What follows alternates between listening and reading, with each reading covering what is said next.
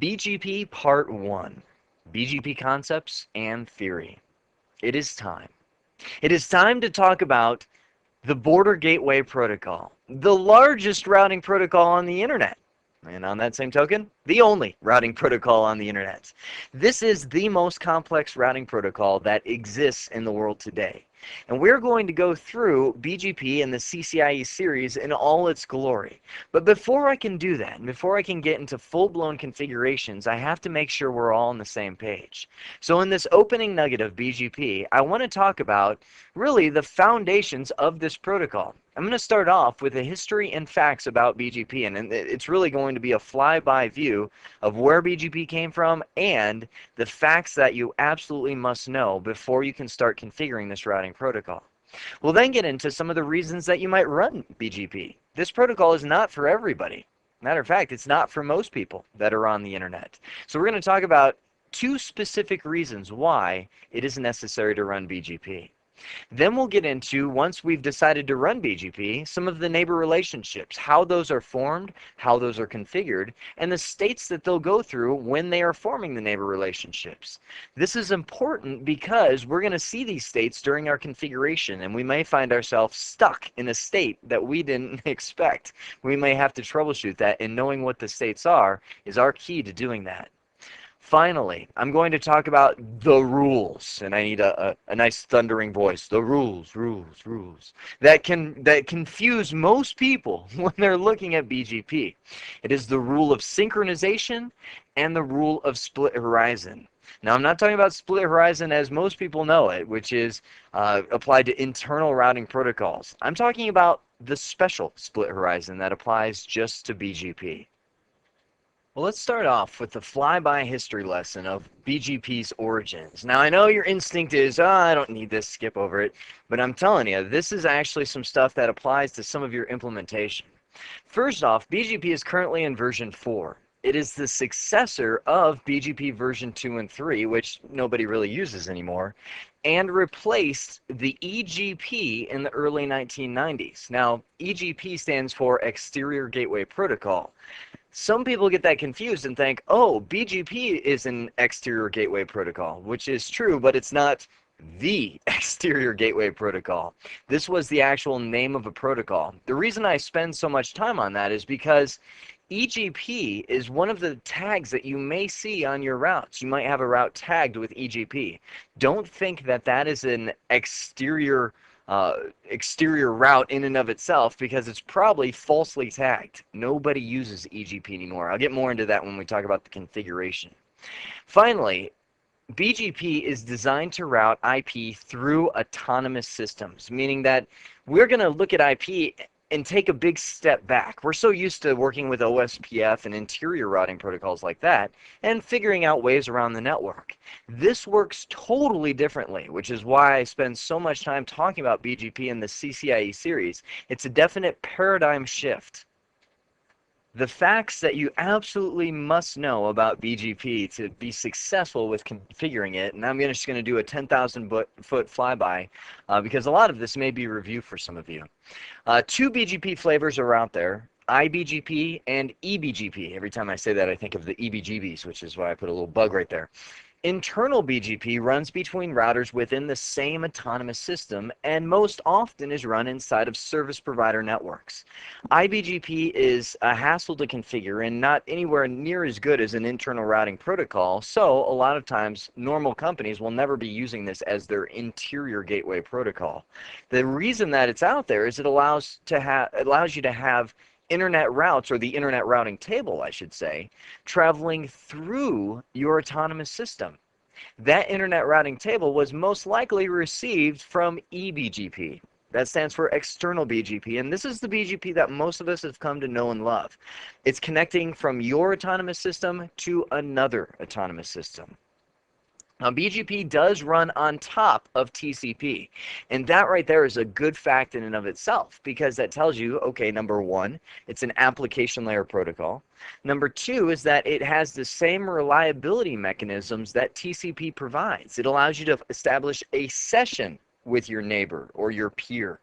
It allows you to have keep alives that are sent using the TCP mechanism. BGP doesn't have a unique keep alive or hello mechanism like OSPF and EIGRP do. It relies on TCP, and it uses port 179. For you firewall folks, that's the port you need to open up to allow this routing table to traverse through that firewall. Now, by default, BGP finds the best path to a network using the best AS path. That is actually one of the BGP attributes that are out there. And this is a horrible thing, which tells you you really need to tweak BGP to make it work successfully. Now, you've seen RIP. RIP uses hop count to get around the network. So I might have a router right here running RIP connected to a router here, connected to a router here. And some kind of topology like this, RIP will say, oh, well, it's one hop to go to the, well, let me put a network behind it. RIP says it's one hop to go through that router to get to that network, and I have two hops to go through there. BGP, if you just leave it in its default state, does the same thing. But instead of it using routers as hops, it uses autonomous systems, which totally blows the whole idea of efficient routing. It's going to say, well, I go through one autonomous system, two autonomous systems to get there, whereas I just go through one to get there in this sense. So, I mean, what we don't realize is this might very well be a 56K modem. Okay, not likely, but could be. And this could be a T1 line and a T3 line. So it's going to always choose the least efficient path because it's not looking at anything other than AS path hop counts. We need to change that, and the way that we do it is by using routing policies. We configure them through many different BGP attributes that exist, and we're going to spend an entire nugget coming up on all the BGP attributes and what they mean to your network. Now, BGP is the slowest routing protocol that exists. It is dead slow, and it's meant to be. It sends batch updates once every 5 seconds for iBGP peers and once every 30 seconds for eBGP peers. So if this network goes down, these other autonomous systems won't even know about it for another 30 seconds, and then they're going to wait 30 seconds to send it to their peers. Now, imagine in the network size of the internet how long it will take to propagate that one update through the whole internet. It's going to take a while, maybe even hours before the entire internet knows about that change. You might be thinking, well, geez, that's pretty pathetic. Why would that be the choice protocol of the internet? Well, let's think of the alternative. Let's say as soon as that network down, a triggered update went out, and this AS sent a triggered update over here.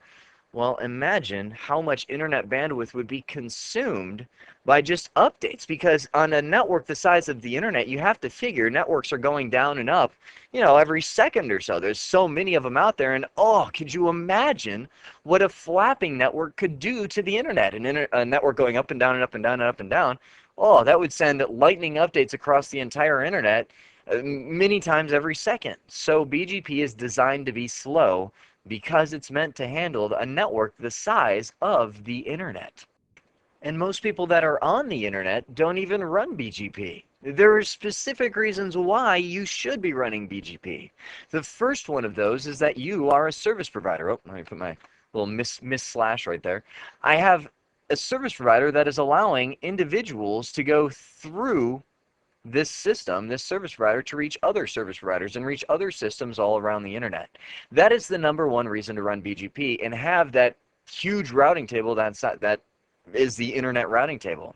Last I checked, it was topping hundreds of thousands of routes and totaled 100 plus megabytes in size. So just the memory requirements for having that routing table are enormous.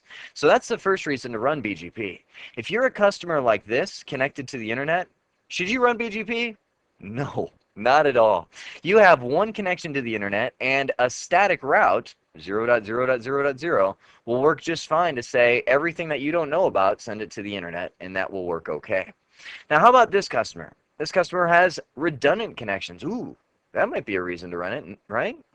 Well, redundant connections are not. You can implement load sharing to the same ISP, or you can have a backup connection. That's most often what this is. Use a static route right there saying that is my primary method, and use whatever method you want, maybe a floating static route to say this is the secondary method to get there, or whatever backup strategy you choose to use, maybe just the backup interface command on that interface. Again, not a reason to run BGP. How about this customer?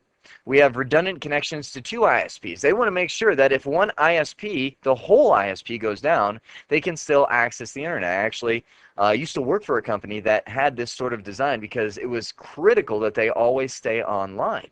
So what would this be a reason to run BGP? Maybe. Maybe.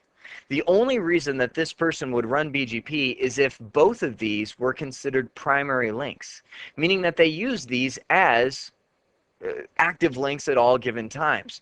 Maybe this one is a T1 line to ISPB and this one is a T1 to ISPC. Now, if they were a backup link, for instance, this was my primary and this was a dedicated backup, that is not a reason to run BGP because you're only still having one way to get there. This one is just hanging around until it goes down. The reason that the two primaries, let me remove this back to a primary link, the two primaries is a reason is because now you're going to get a different set of routes from both ISPs. It may be more efficient to run and go through one ISP than it might the other. Let me give you an example. Maybe this ISP is directly connected, maybe one autonomous system away from yahoo.com. And this ISP, has to go 5 different autonomous systems. It takes a little longer to get to Yahoo than that top ISP. Well, by running BGP, you'll get the whole routing table, and you'll be able to say, oh, ISPB would be the more efficient way to get to Yahoo than going through ISPC. It would be a faster way to get there. Now, Yahoo is kind of a goofy example because most of the time we'll be looking at maybe an extranet organization or maybe a branch office that we're connecting to through a VPN solution. Most of the time we're not really concerned with who's the faster one for internet surfing. We're concerned with what ISP can more efficiently and quickly connect me to my branch offices. So we've been talking about all the facts of BGP. So let me add one more solid fact. As a matter of fact, it's so solid, it's the golden rule, what I call the golden rule of BGP. Let me read it straight from the RFC document. BGP does not enable one autonomous system to send traffic to a neighbor autonomous system intending that the traffic take a different route from that taken by traffic originating in the neighbor autonomous system. And that's quoted from RFC 1771. Now that sounds pretty confusing if you just read it. So in English, what I say is, don't tell me how to make my coffee. Essentially, this comes from a friend of mine who actually works at Starbucks. He's a real close friend of mine. And every time I go in there, he tries to get me to drink coffee black. He says, the true coffee drinker likes black coffee. That's how you should drink it. Well, I am a foo-foo coffee drinker. I love adding the cream, the sugars. I have my own specific way. And every time I try his way, I'm like, ugh, I just don't like it. I like how I make my coffee. In the same way, would you like somebody telling you how to route traffic through your autonomous system? Maybe you're a service provider. Maybe one of your customers said, you know what? You have to send my traffic exactly through this router and exit at this point. And you might be thinking, well, that's the most expensive point in my whole network. Wait a sec, they can't tell me how to route traffic through my autonomous system, just like that service provider can't tell other service providers how they should route traffic as well. No. You have control over only your autonomous system, and you can manipulate traffic as much as you want in your autonomous system. As a matter of fact, you could get so specific that you say, I want everybody that goes through me to get dropped, to get their package dropped, and you could be a black hole in the internet. You could get that specific, but you only have control of yourself, nobody else, as it should be. You don't like people telling you how to make your coffee, so you shouldn't be able to tell other people how to make their coffee. The reason I say this rule is the golden rule is a lot of people start getting into the attributes, which, like I said, we're going to talk about in a little while. And the attributes allow you to manipulate traffic in so many ways. Just remember that all this manipulation is specific to your autonomous systems. Even though we'll see some attributes which may look like we're affecting other autonomous systems, attributes only allow you to suggest routing paths in another autonomous system. The actual routing itself is up to the decision of the administrator of your neighboring autonomous system, not you. Okay, now that we know the golden rule, we can start making some friends. We can build our neighbor relationships with BGP. The first thing that's a little bit different is that in BGP, neighbors are manually configured. It's not like any other routing protocol where they just send broadcast or hello messages and dynamically build neighbor relationships. And rightly so. You don't want, as a service provider, let's say Autonomous System 21 up here is a service provider and this is a customer, you don't want just any customer to be able to bring up a router and suck down your whole BGP routing table. That could open you up to attacks because they could manipulate that and send it back, causing your router to do inefficient or poor routing through that customer. So the service provider has to manually configure their end as well as you. Now, a lot of service providers will not allow you to run BGP on your network unless they're confident that you know exactly what you're doing, that they talk to an administrator that assures them that they won't be messing with the BGP routing table at all. They're just needing it because of this reason. So there's a big screening process there. When these neighbors are configured, they will all start in the idle state. And this is something that you can verify. In the show IP BGP summary command, you'll be able to take a look at all your neighbor relationships and see the neighbors that you formed. They always start in the idle state, and the first thing that will happen is they'll go to active. Active sounds like a good thing, but a lot of times can be a bad thing. Is if you've configured BGP before, you know what I'm talking about. If you see your neighbor relationship just stuck in active, that means it's actively trying to form a neighbor relationship, but something has probably gone wrong. You shouldn't see active very long because it should be just a quick send the open message and receive one back, and the neighbor is formed. So if you see it stuck in active, that's usually a bad thing, meaning some kind of parameters are mismatched. The second stage after the active is it's going to go into the open sent. That means that your router, or the router you're configuring, has sent an open session message to the BGP neighbor that you've manually configured. Now, open sent doesn't mean that it has received an open message, it just has sent one. Open confirmed happens when it sends a hello, or I keep saying hello, open message back. The open message comes from the neighbor. If all the parameters agree, you go into the fourth stage, which is established. Now, you will never see established in the neighbor relationship, at least with the show IP BGP summary command, which shows all your neighbors, because once it's established, you'll start seeing things like link counts, how often it's been sent, your hold timer, how often you've received a keep alive message, thing like that. Established never shows up. So if you don't see any of these and you don't see established, that's normally a good thing. Once the neighbor relationship is formed, hello messages, or more precisely, keep alive messages using TCP, are sent once every 60 seconds with a hold down timer of 180 seconds. And this just goes back to what I said earlier about BGP being slow. If a neighbor goes down, let's say this service provider link, shoot, it dies, your router will not know about it for 180 seconds by default. It's going to say, well, you know, I haven't heard any keep alives, and it's going to wait 3 minutes before it declares that neighbor down.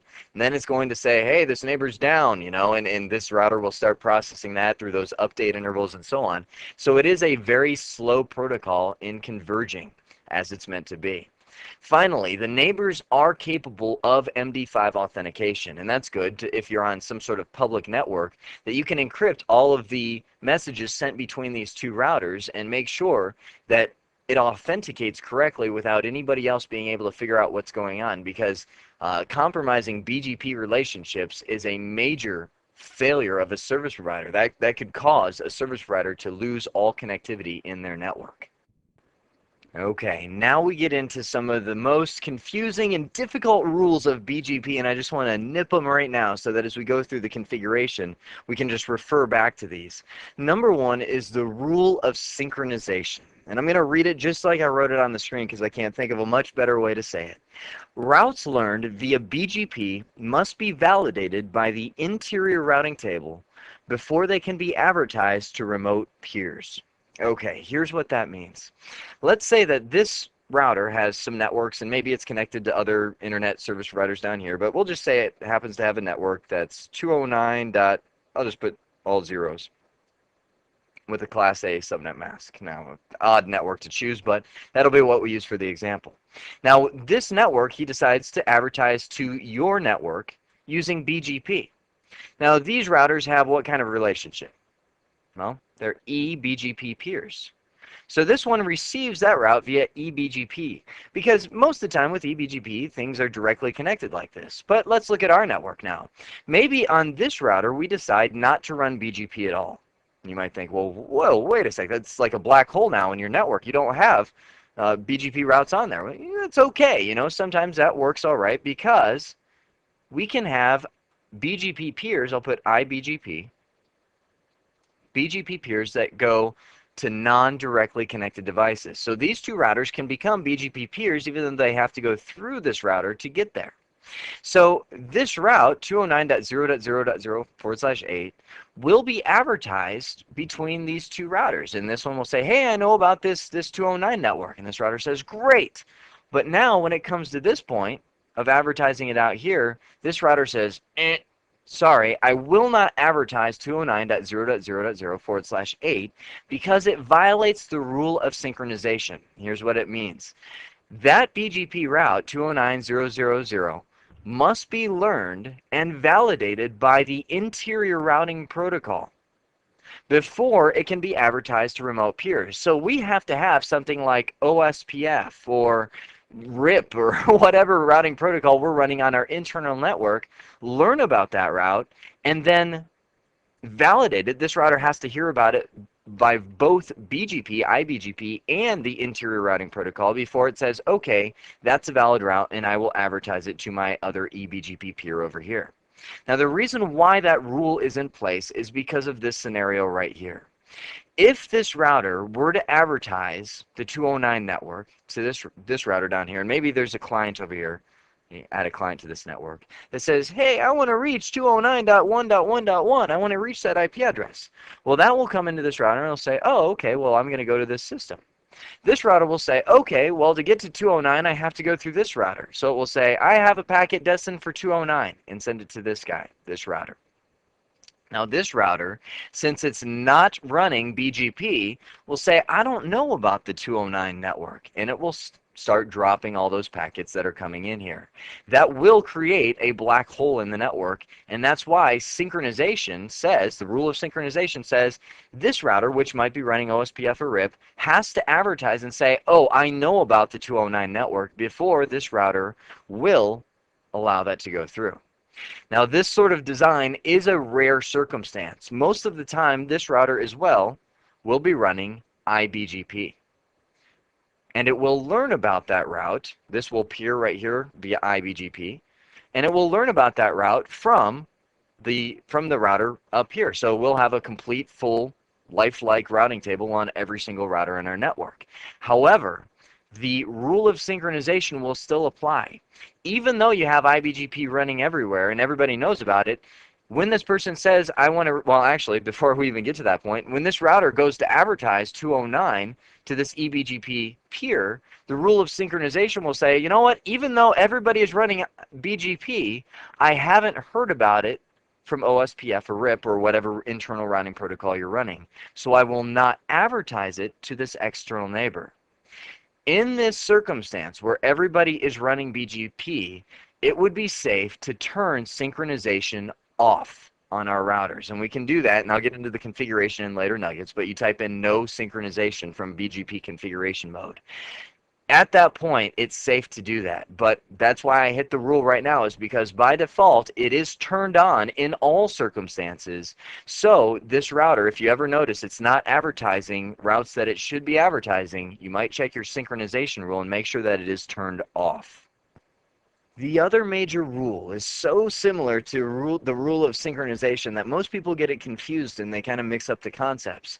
This is known as the rule of split horizon, and I should put in parentheses, per BGP.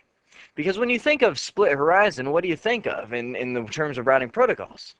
You think of a rule that says never send a route learned from a neighbor back to that neighbor. It's pretty much to prevent loops inside of a distance vector routing protocol network.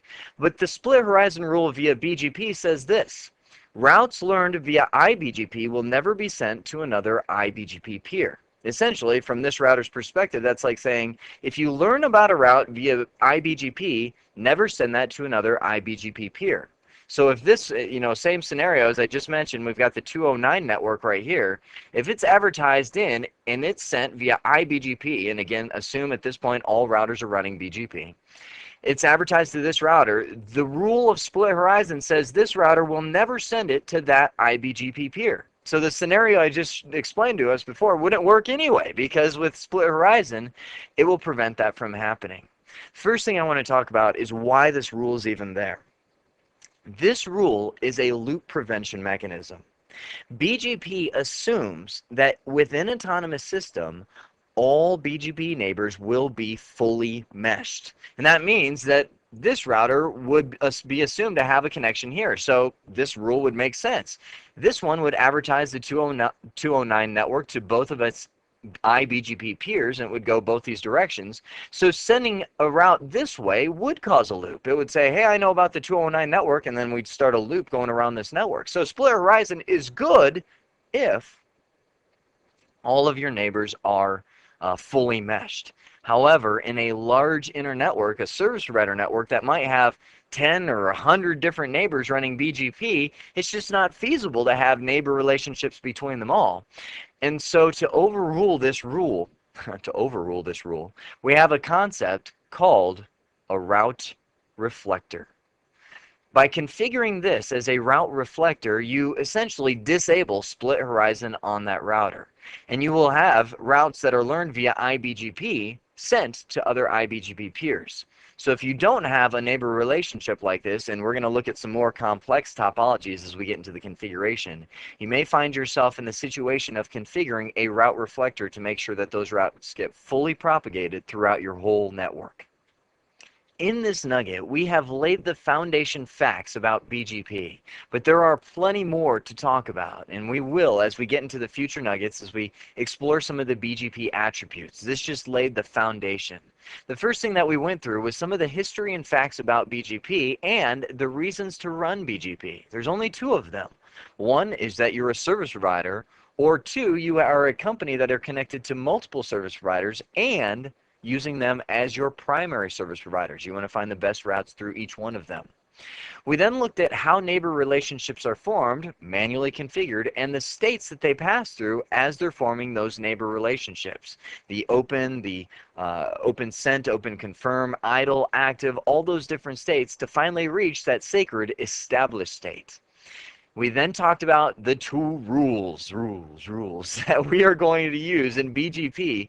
The rule of synchronization, which says that I will never advertise a route that I've learned about via eBGP to another eBGP peer without first verifying and synchronizing that with the internal routing protocol. We also looked at the rule of split horizon that says I will never send a route that I've learned via iBGP to another iBGP peer.